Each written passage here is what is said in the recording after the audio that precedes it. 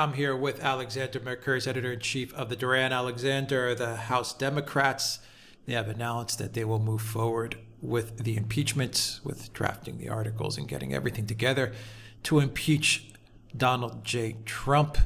The charges brought against President Trump are obstruction of Congress and abuse of power. Whatever the hell that means. We've gone from quid pro quo to bribery to extortion to you name it. He's the Russian stooge. I mean, he's in Ukraine. He's blackmailing Ukraine. We've hit it all now. But here we are. Abuse of power and obstruction of Congress. Alexander, what are your thoughts with this announcement? Well, I mean, to say that I am not impressed with these articles of impeachment would be possibly the greatest understatement I have ever made, because I mean they are just flimsy. Does not actually cover it. I mean, let's just deal with the abuse of power thing. This is basically the invitation to Ukraine to interfere on Trump's behalf in the 2020 election by getting them to announce investigations of Hunter Biden and Joe Biden. By the way, that is, and you know, the quid pro quo that is supposedly offered to the Ukrainians in relation to it. I mean, this idea that Zelensky was going to be denied a meeting with Trump and that the aid was held up to try to get him to do these things. Well, we've discussed this at such enormous length. Firstly, there is no crime here. Now, I am well aware and very familiar with this argument that you don't need an actual crime for impeachment. I think this is based on a misunderstanding of British impeachment law. US impeachment law is based on British impeachment law. This famous phrase, high crimes and misdemeanors, comes from British impeachment law. It actually dates to the 14th century when it was used in one of the very early impeachments that happened in England. I don't think there is any doubt at all. I have no doubt at all in my mind that when the founders drafted the Constitution, they envisaged something that was a crime or something very like a crime as the basis of an impeachment. They specifically rejected concepts like corruption and maladministration because they said those were too vague. So where do you get precision from? You can only get it effectively from criminal law, and that points you in the direction of a crime. But even if you don't accept that view, which is the one I've just expressed, which and most American scholars, I have to say, don't accept that view, this is so incredibly thin that it's basically invisible. I mean, let's start with this. Firstly, as was rightly pointed out before, in every previous impeachment, that of Andrew Johnson in the 1860s, that of Richard Nixon in the 1970s, that of Bill Clinton in the 1990s, that actually was a crime. I mean, there was a crime. There was a hook. You could say that the president had actually broken the law. No one is suggesting it here. And the quid pro quo that people are talking about, again, we've discussed this many times. The Democrats haven't been able to prove it. The only evidence they have that Donald Trump was involved in any kind of quid pro quo is that one official who had direct dealings with him, Ambassador Sondland, guessed that was the case. Do you impeach a president on the strength of someone's guess? A presumption. A presumption. So, no crime plus a guess does not and impeachment make. That's all I can say about that. I mean, that seems to me ridiculous. The second part, which is obstruction of Congress. Well, first of all, notice the words. There's no suggestion here of obstruction of justice. I mean, that's not what's being discussed here. If we're talking about obstruction of Congress, then it seems to me that whatever Trump did, he did on the advice of White House counsel. That's not disputed. And I cannot honestly see how you can impeach a president for doing something that his legal advisors told him he had entire and complete right to do. And the reason his legal advisors told him that he was entitled to do it and was acting properly in order to do it was because the entire impeachment process that's been conducted has violated due process in so many ways. So Republicans are not allowed to call witnesses.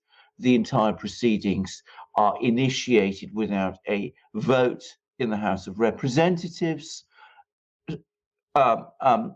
Witnesses who are only called by the Democrats are rehearsed initially in secret hearings in a basement room of the Congress building.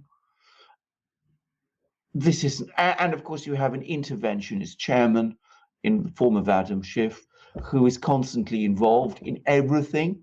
He is apparently involved in some way in formulating the original complaint by the whistleblower, which started this whole process. Who we still don't know who the hell it is. What we know, but we're not allowed to say. Mention. Indeed, and of course, in relation to the actual questioning of the witnesses, well, again, as I said, Schiff was completely and ridiculously over controlling in the way in which that was done. So huge problems of due process and impeachment, and an underlying case of abuse of power based on no crime and on someone's guess, and an obstruction of Congress allegedly arising from actions provoked from gross abuse of due process by the Democrats themselves, and carried out following legal advice. I can't see that there's a case here. I don't think anybody thinks there is. And I don't think that any Republican senators are going to support this thing. I mean, I know people have been talking about Mitt Romney, for example, but I mean, even he surely can see how threadbare this is. There are problems. Apparently, the Republican senators are not going to hold a full trial. They're not going to call witnesses. I'm very sorry about that. I think this would have been a perfect opportunity to talk and discuss all of these things in detail in the Senate, and to have all these people. We've talked about who should have been called and subjected to cross-examination, but it seems Lindsey Graham and all the others are not keen on that idea for whatever reason they know best. But I'm sorry about that, but there isn't going to be a successful impeachment on this. I mean, it's just too silly, frankly. All right, well, let's get to the Republicans when it does go to the Senate. But first, Alexander, the obstruction of Congress. Yeah. You have Adam Schiff, who does not want to appear to even explain his own report. No. And now they're saying that the Trump administration is obstructing Congress when you don't even have Adam Schiff sit there and explain what the hell he wrote. He's that weak and he's that cowardly. That's number one.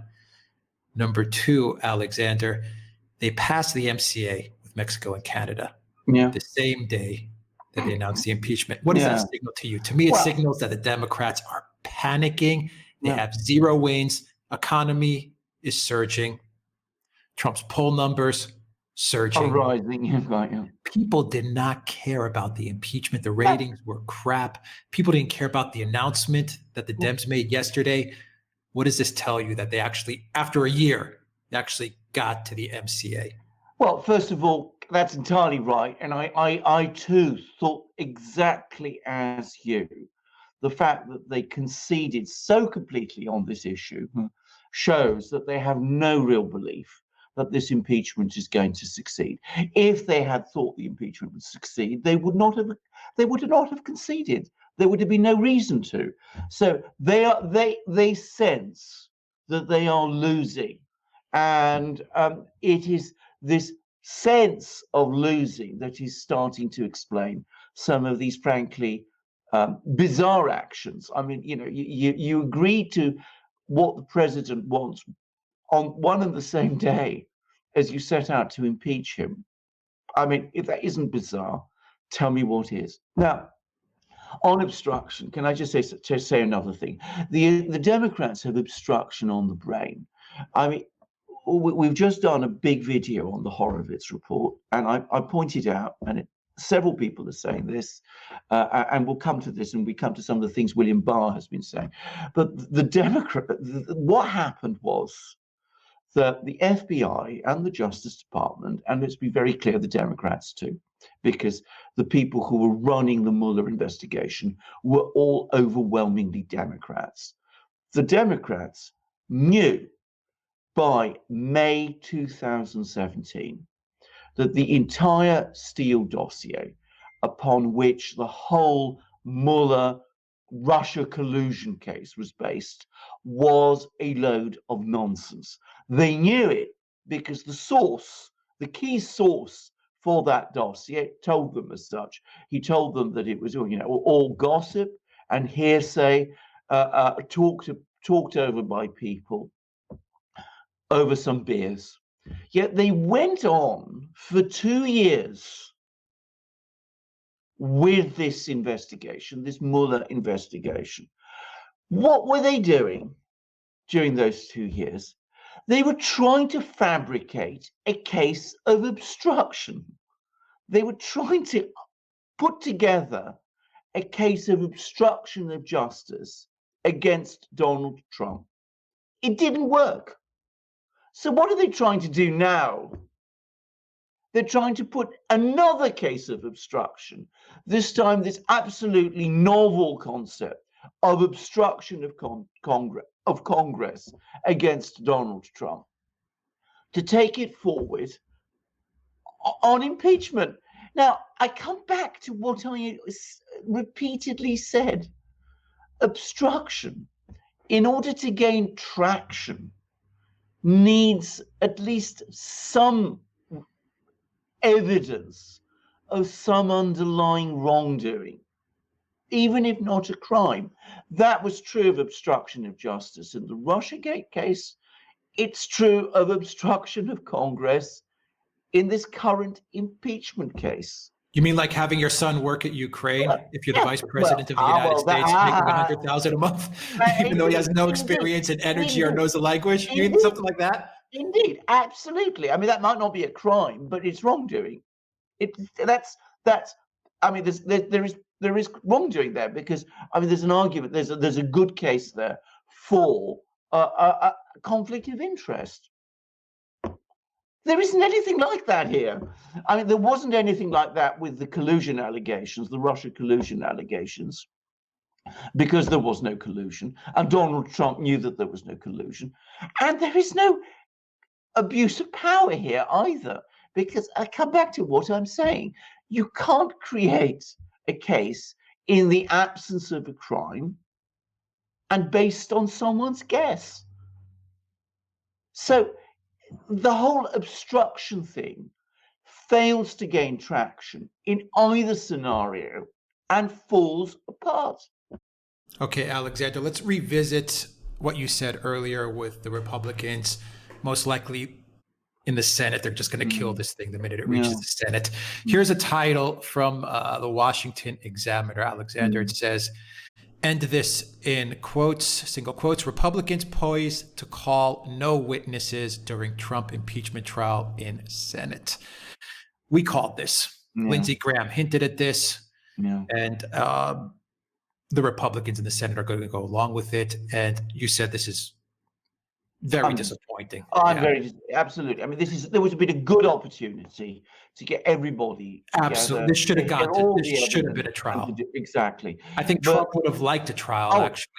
Trump wants a trial, no question about it. So they're squashing the story, are they not? Yeah, because absolutely. they don't want to expose all the crimes that everyone was doing in Ukraine. Everyone was doing. That includes the illegal, funding of neo-Nazi alt-right forces in Ukraine. That includes all the money that was poured into Ukraine and leaving back out of Ukraine.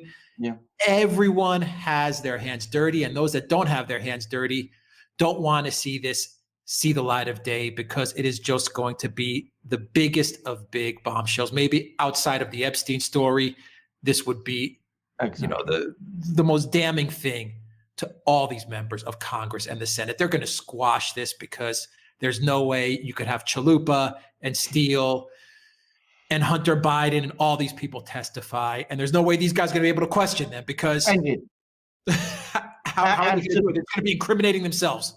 Indeed, and subjected to have all these witnesses subjected to cross-examination by professional counsel. I mean, that's the real danger, because of course there is so much there, as you rightly say. It would be an absolute disaster.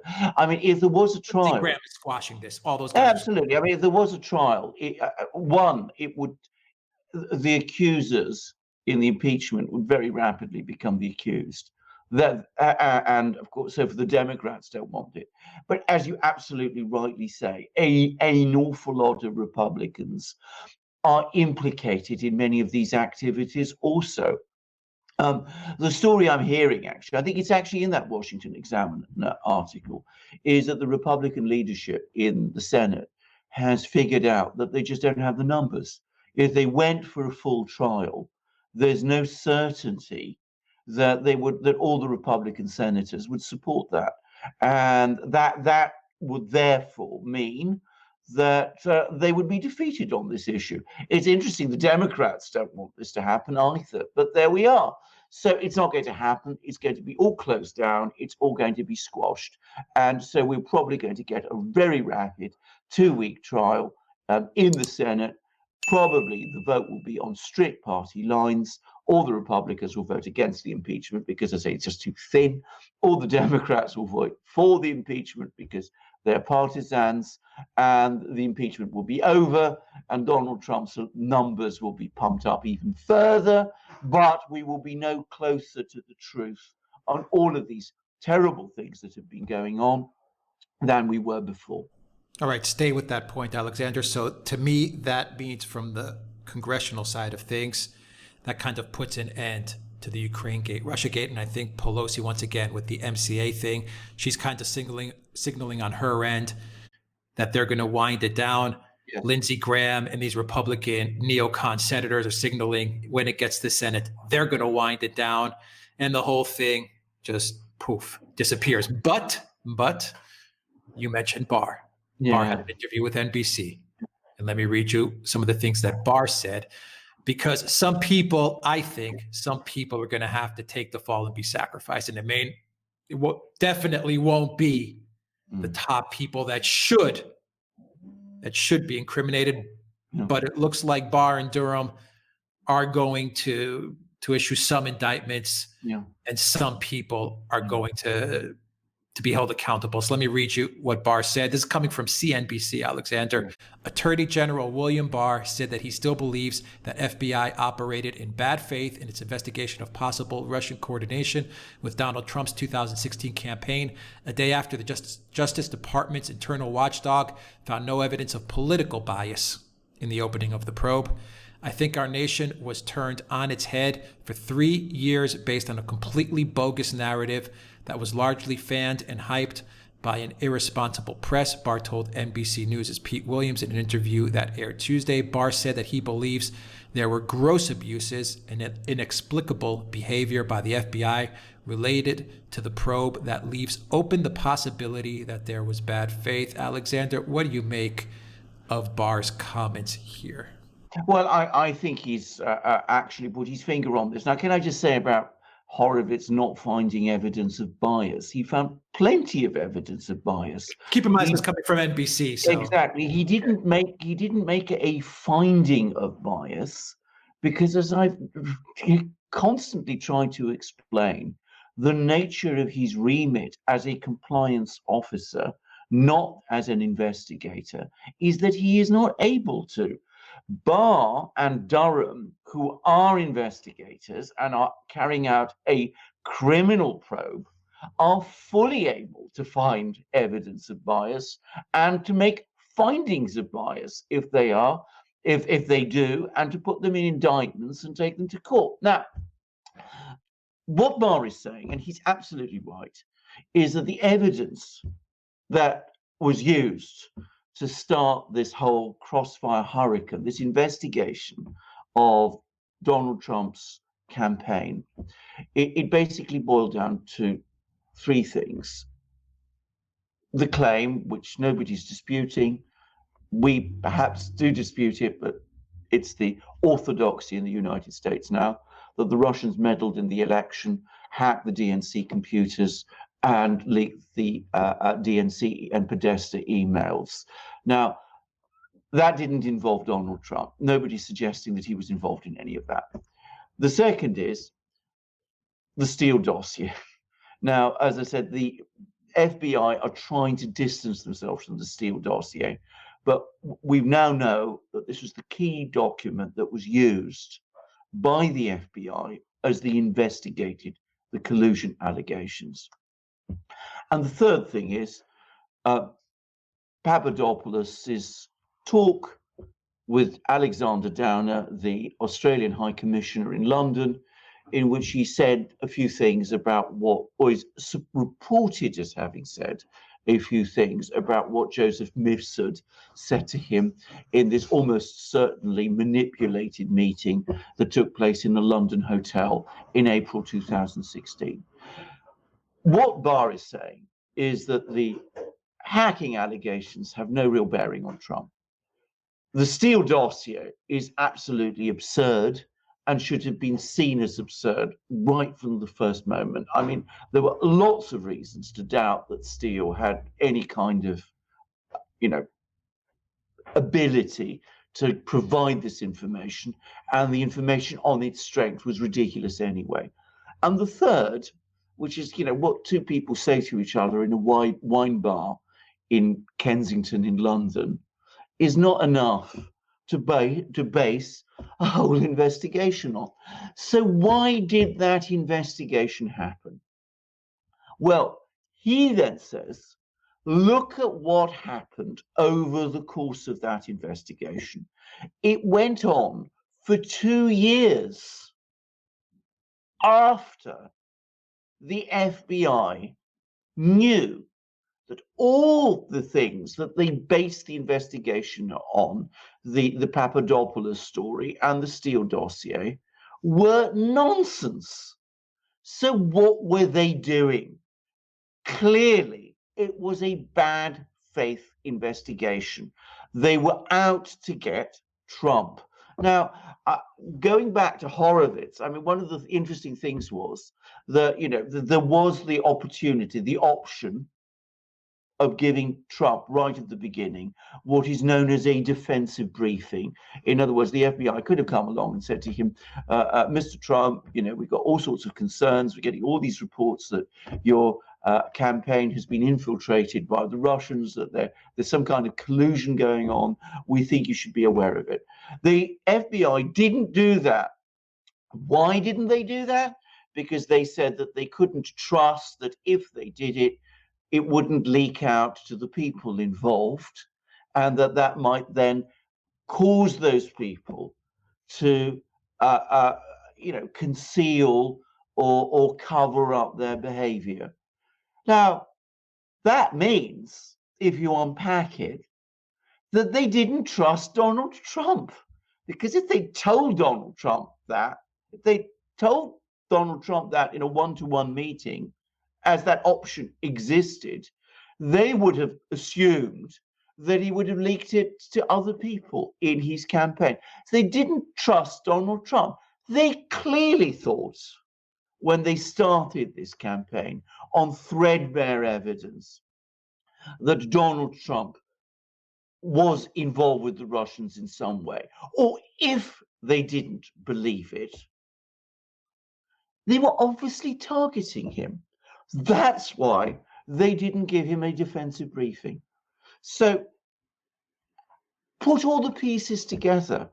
Read carefully what Horowitz says. Consider all this other evidence that we have for things that are not in the Horowitz report, because, as I said, Horowitz isn't able to look at them. Consider the things that Stefan Halper was doing. Consider the kind of person that Joseph Mifsud, this very strange person that Papadopoulos had to meet, was involved in. We've spoken about all of this, and we've spoken about how Papadopoulos feels that he was involved in a dangle. Ask yourself the question of why the FBI continued to lie to the FISA court in order to get FISA surveillance warrants, even though they knew that there was no underlying case there. Why was all this going on? Because clearly there was extensive surveillance, not just of Carter Page, and they were trying to find something in order to build a case against Donald Trump. That's what Barr is saying. That's what he and Duran, John Duran, the counsel who's looking into all of this, are investigating.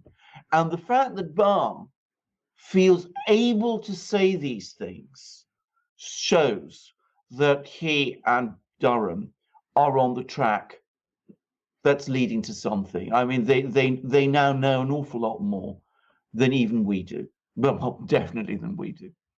Yeah, they're definitely on the track, and they're signaling that something's going to happen. People will be held accountable, and there are going to be indictments. But I think, in my opinion, it's all signaling to the fact that guys like Comey and McCabe, even Halpers and Mifsud and all these guys, yes, I think they're in trouble. But the bigger fish, maybe the Brennans, maybe the Clappers, and of course, the Clintons and the Obamas, and the biggest fish, the biggest prizes that definitely knew what was going on, and in the Clinton case were actually paying for it and the driving engine behind it. I think we have a clear understanding that that's going to get buried and squashed. So I think it's kind of a mixed bag. This is my opinion. I'm happy that Barr and Durham are pursuing this, and they're signaling that they're pursuing this. But I think they're going to take it only to a certain point.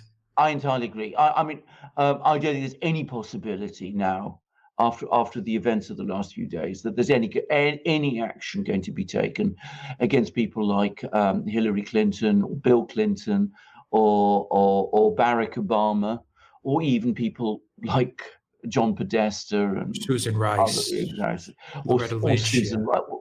Well, Susan Rice, she might be criticised. You could see reports. Yeah. What does that do? There might be indictments. I agree, on some of the people on the actual coalface, as we say in England. People like Strzok and perhaps Comey. I don't know about Comey, but those sort of people. But the really big fish will get away with it. Having said that, is some of these players, if there are criminal indictments against some of these players, and they stick and people go down and are convicted, then that's something. I mean, it won't be justice, but it will at least be a step towards the truth. And I mean, maybe not the whole truth, but at least some of the truth is better than none of the truth. No, I mean, it's left to us to kind of, put the remaining pieces together. Well, indeed, as to how high and how far this went. So exactly. I think Barr and Durham will take us to a certain point. on the road, and they're going to just kind of say, other analysts can pick it up from here and make whatever assumptions they want. We're going to take it this far. I mean, of course, the point is, analysts like us, or like, say, Andrew McCarthy or Byron York, or all sorts of people, Gareth Porter, John Solomon, Sarah Carter, all of those people, we can all write about these things and we can all express opinions. What we can't do, because we're not prosecutors and we're not investigators, well, we're not criminal investigators, is we can't secure convictions. So so we can't get to a position where people are both punished and exposed, fully exposed, because what we say is always something that others can deny. But there we are. As I said, if Strzok, Comey, those sorts of people, McCabe, are indicted and are tried and are convicted, it will put us in a much stronger position to say what we are saying than it would otherwise. But that's the best I suspect we can hope for. I've got an interesting question for you to finish out the video, Alexander. In situations going throughout history where this type of coup does take place, and this was a coup, there's no doubt about it. Yeah. Is this usually what does happen, in that the main players, the powerful, the Obamas, the Clintons, these types of people kind of get off and escape, and say the middle manager part of it, the people that actually, were convinced to go along with this, like the Comeys and the McCabe's, that were dumb enough to actually buy into this whole narrative and, grease the wheels to try and actually get Trump, removed, they're going to probably pay the price. Is this usually common? Is this usually how these things unfold? It is very common. It's what happens in most places most of the time. It's not what happens in all the places and in all the time. I mean, there's a wonderful a line in The Godfather. I think, one of the Godfather films, when, the plot against Michael Corleone fails. And one of the plotters says, in Rome, when the plot against the emperor fails, all the plotters go off and fall on their swords. And actually, if you know Roman history, that actually did used to happen. I mean, there would be lots of plots against Roman emperors. And if they failed, there would be a total clear out. All those involved would be tracked down. They would either be forced to commit suicide or they'd be executed. But it doesn't happen, I'm afraid, in all places and in all times. And it clearly isn't going to happen this time in the United States. All right. And Barr finally said that it's going to take time. Yeah. Specifically said that. Yeah. How much time do you think Barr's going to need? Well, I don't know. The elections? Well, I know that's the danger, isn't it? I mean, this is always the problem. The Democrats have been able to control the timetable right through. They were able to control the timetable with Mueller. They dragged it out for 2 years. And so when the Republicans finally started to get their act together, which was by around February 2018, it was only a few months ahead of the congressional elections, which took place in November 2018. And so those congressional investigations, which the Republicans launched, in the end were cut off. And the same is going to be true. The same risks being true about these investigations. They will take time. I doubt that they will be completed by November. And if we're talking about prosecutions and convictions, impossible. No way that's going to happen. And if Donald Trump loses the election in November, I mean, be absolutely clear about this. This is all going to end. I mean, there won't be any investigations or convictions or indictments at all. So time is very short. It's extremely short. What I hope is that there will at least be some progress, some visible progress before the election, the November election, possibly some indictments published before the election, so that the American people have some understanding of what was going on. And that influences how they vote. But of course, the Democrats will say that these are political prosecutions, even though it is in fact the Democrats who have been conducting political prosecutions. But the Democrats will say that these are political prosecutions, and will try to argue that this just proves what an evil man Donald Trump is. But there we are. We have to hope that these investigations will continue. And in this case, and by the way, I know a lot of people have different feelings about Donald Trump. I consider this matter so serious that it is an imperative need now, just to clear this mess up, that he is re-elected president in November, because, as I said, without it, we will never get or some sort of truth. Some sort of truth. I think the biggest crime here. Even 30% of the truth, which is probably what we're going to get, is better than none. Absolutely. And the biggest crime is what we outlined in this video, that the Senate, at least what they're signaling at the moment, hopefully maybe sentiments will change. Yeah. What they're signaling at the moment is that when and if this gets to the Senate, they're not going to bring the people that we've outlined many times, and our viewers have outlined many times, that should be brought in to clear up this mess. That's the only way you're going to truly get to the bottom of everything. One gets the impression of a political class in Washington that is closing ranks. I mean, you talked a few minutes ago about how the Democrats have made this extraordinary and bizarre concession on the very day that they announced the impeachment. I'll tell you what I think, frankly. I think there's been communications going on between Pelosi and Schumer on the one hand, and the Republican Senate leadership, and they're basically saying, look, we'll start to agree to these things, and look to dial down the political tensions. But in return, we don't want a full trial in the Senate, the kind of trial people are talking about, because that would be a disaster for absolutely the entire political class. Right. And we want to avoid it. So I suspect there's quite a lot of backstairs dealing going on, and that's what we're seeing. There's a lot of horse trading going on. A lot of horse trading. I also think there's a lot of, give and take. And on the Republican side, unfortunately, for a lot of the mid-level players, the Strzok's and the Pages and the McCabe's, I think the Republicans are like, you're going to have to give us some of these scalps. Absolutely, they're expendable. These people are small and they're expendable. So there's a wonderful saying which goes back to antiquity. That the law is like a spider's web; it can catch the little flies but can't hold the big ones. Well, that's how this impeachment is turning out. We'll leave it at that. Alexander Mercouris, Editor-in-Chief of the Duran. Thank you very much. Guys, if you like this video, click on the subscribe button down below. Click on that notifications bell to make sure you get notifications when we publish a new video. Search for us on iTunes and Soundcloud to get an audio copy of this video as well.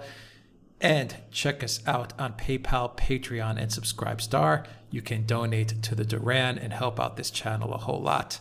Also search for us on BitChute, the free speech video platform, and on Duran Video, our own video platform, duranvideo.com.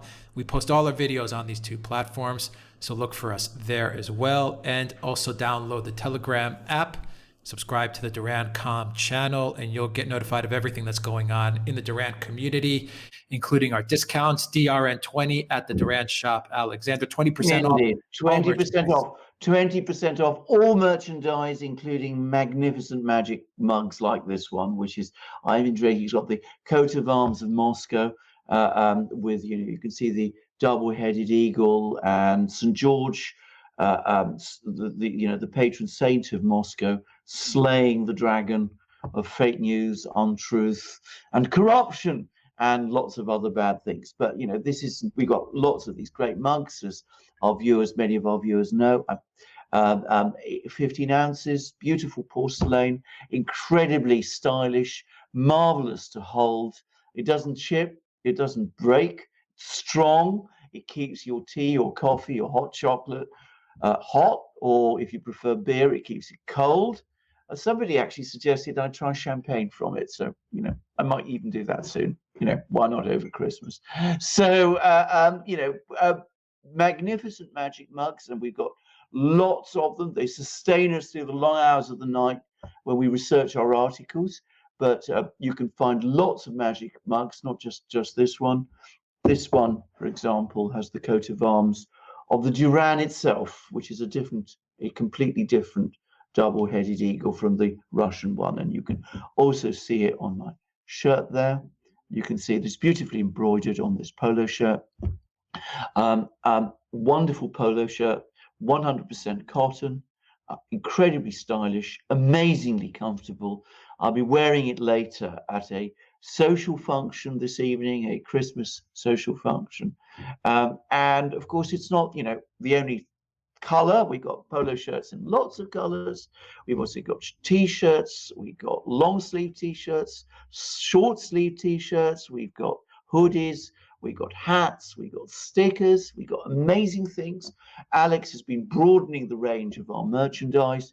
They make perfect Christmas gifts, by the way. So if you want to find a nice Christmas gift for your friends or your family, well, you can come to our shop.